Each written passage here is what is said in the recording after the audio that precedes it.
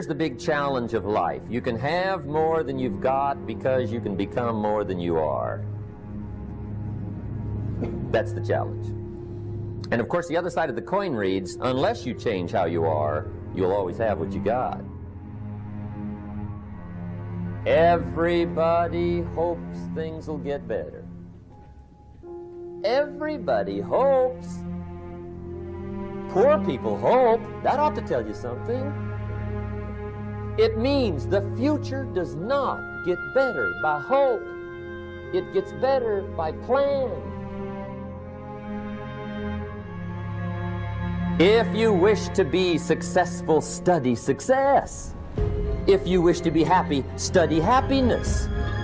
If you wish to be wealthy, study wealth. Don't leave it to chance. Make it a study. Some people just go through the day with their fingers crossed. See, that won't do it. You've got to study the things that can change your economic, social, spiritual, personal life. If you don't like how it is for you, change it. If it doesn't suit you, change it. If it doesn't please you, change it. If it isn't enough, change it. And I challenge you to do that because you can change. See, you don't ever have to be the same again after tonight, only by choice. Get around successful people and listen. Now, you can also learn from unsuccessful people. Take notes on both, negative and positive. On the negative, the notes are called What Not to Do. And you got to learn what not to do as well as what to do. So learn from the negative as well as the positive. Okay? Find out what poor people read and don't read it. Right? That's good information. Learn from the negative. But now you can also learn from the positive. Get around successful people. Listen to what they say. Listen to how they say it. It's important. We've all got about 16 waking hours. Practice listening those 16 hours. And I say practice listening because listening isn't easy. I found out it's easier to talk than it is to listen. But if you will practice listening the 16 hours you're awake, sure enough, from surprising sources comes great ideas. In sales training we teach, if you want to learn sales, listen to the kids. Kids have got to be the master salespeople of all time. They have no equal. Father tells his young son, no, you cannot have an ice cream cone. 30 minutes later, he's licking on one. That'd be 30 minutes worth listening to. They got moves you wouldn't believe. Persistence runs deep like the ocean. And the kids never took a class on how to overcome objection. They already know how. They don't need classes. You tell kids no. That goes right on by. They give you 3 good reasons. You say no. It goes right on by. They give you 3 more. They're masters. So listen and learn. Now here's some of the best advice I've got for the whole evening. It won't get any better than this. This is it. Poor people ought to take rich people out to dinner and listen. That's some of the best I got. If a guy's not doing well, one of the first things he ought to do is find a guy that is doing well and offer to buy him his dinner. Spend $50, $60, $80, $100. Go for the full 9 course. Start him on the juices and hors d'oeuvres. Get him started talking. The salad takes 15 minutes. Keep it rolling. Biggest steak in town takes 45. Keep it rolling. Pour on the dessert. Stretch that meal out about 2 hours. If you get a successful person to eat and talk for 2 hours, they're liable to drop ideas in your lap, change your life. Multiply your income by 2, by 3, by 5. But you're right. Poor people don't usually take rich people out to dinner. That's the problem. The guy said he's rich, let him buy his own dinner. I'm not coming up with any money. And he says, besides, you work where I work. By the time you struggle home, it's late. You're lucky to get your own supper, let alone running around trying to find a rich man to feed. And the guy's behind on his house payment. Good worker, hard worker, sincere. But you got to be better than sincere. Work hard. You wind up broke. You got to be better than a good worker. You got to be a good listener. And remember, what you read and what you hear, put the good stuff in your journal. Now, here's the third way to find out how to change your life, and that's to observe. You can pick up a lot of ideas just by watching. Get around successful people and watch. Here's why. Success leaves clues. Watch how the man shakes hands. Watch how the lady responds. People who do well do certain things over and over and over and over. And if you're clever, you can pick them up. Watch it all. If a guy's making $10,000 a month, I'd watch how he walks. Maybe that's it. Copy his funny little walk. Somebody says, well, that's kind of a silly walk. Say, it's 10,000. I haven't got the money yet, but I got the walk. It's bound to start somewhere. What I ask you tonight is to be unusual and be a good observer of what's going on. You can pick up ideas that can change your life starting tomorrow. Just be a more careful observer. Now remember, there's two ways to see. One is called sight. See with your eyes. The other one is called insight. See with your mind.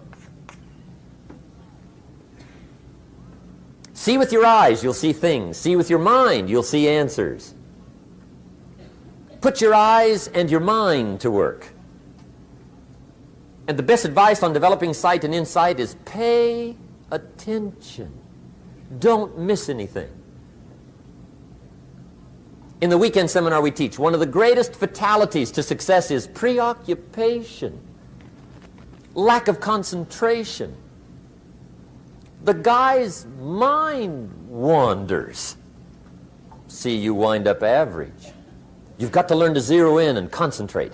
I read a good article one time, Reader's Digest. The title was, Wherever You Are, Be There.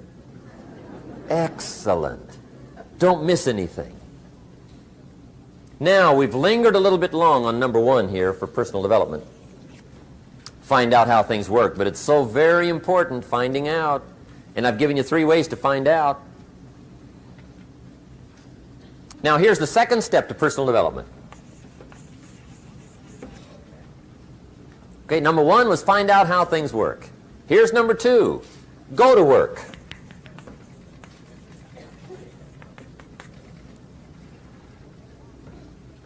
You must now take action on what you found out.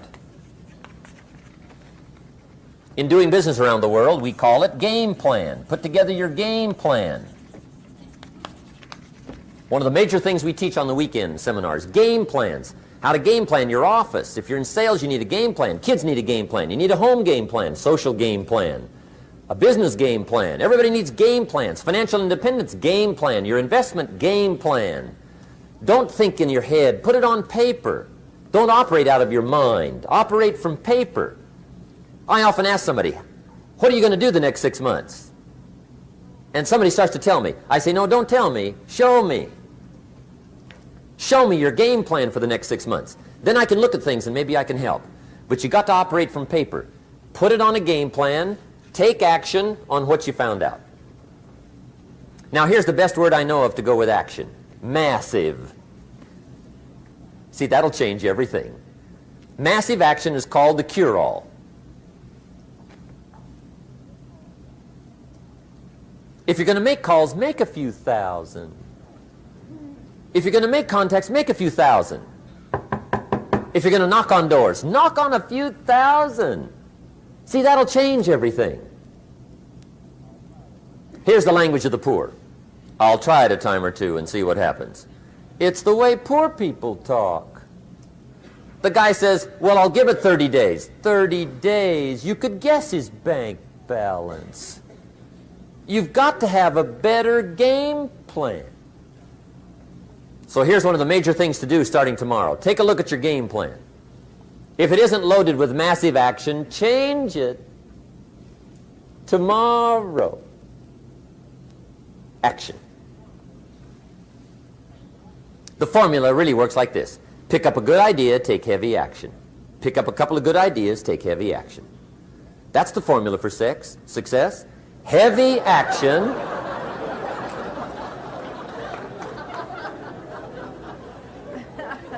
It's a good thing we can edit all this, right?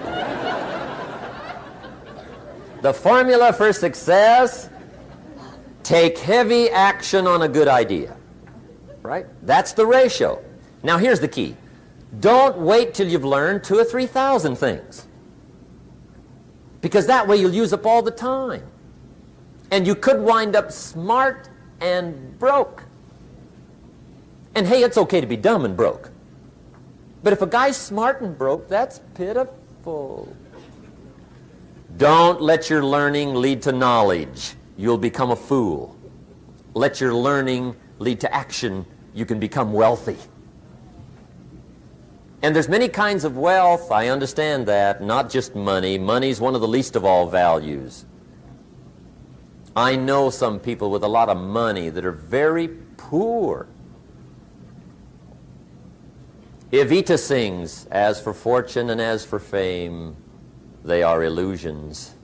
They're not the solutions they promised to be." So there's all kinds of wealth, but to get a big share coming your way, you've got to have a heavy action game plan.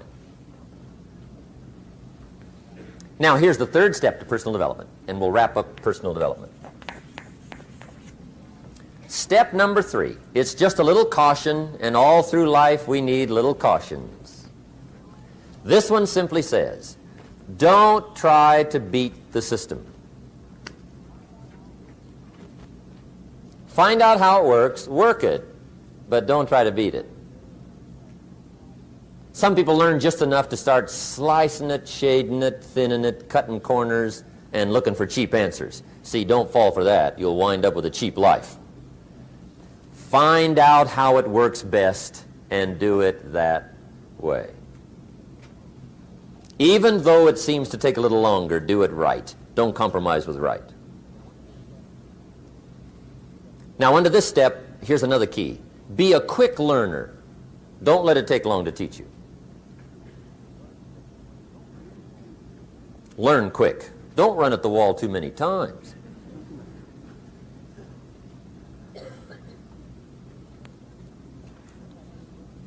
Learn quicker. One guy said he broke his nose 7 times in the same place. Somebody says, looks like you'd stay out of that place. Learn quicker.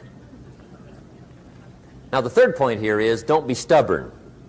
See, some people won't change even when a better way comes. They say, well, I've been doing it this way 30 years. Hey, be ready for change. If it's a better way, go for it.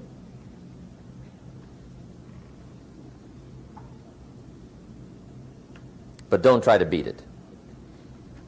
Or you'll be like the guy that went to Las Vegas. He didn't have much money, so he didn't want to risk his money gambling. But he gets to Las Vegas and the jackpot bells are ringing, the money's flowing, the lights are flashing, and he can't help himself. He's got to gamble. But instead of gambling with his cash, he decides to play the mental gambling game. And the brilliant scheme he worked out goes like this. He'd pick a number like number 3. Mentally, he would bet a certain amount of money on the number. And whether it won or lost, he would jot down that amount in his little pad. I would have won $5 if I'd have made that bet, just to keep track of it, win or lose. That way, come midnight, he can calculate how he's doing, win or loser, how much, only not his money. Keep his money. Just play this mental gambling game. So here he is around the gambling table, everybody else shelling out their hard-earned cash. He's got this brilliant scheme. Instead of betting with his money, he's betting with his mind, and he lost his mind.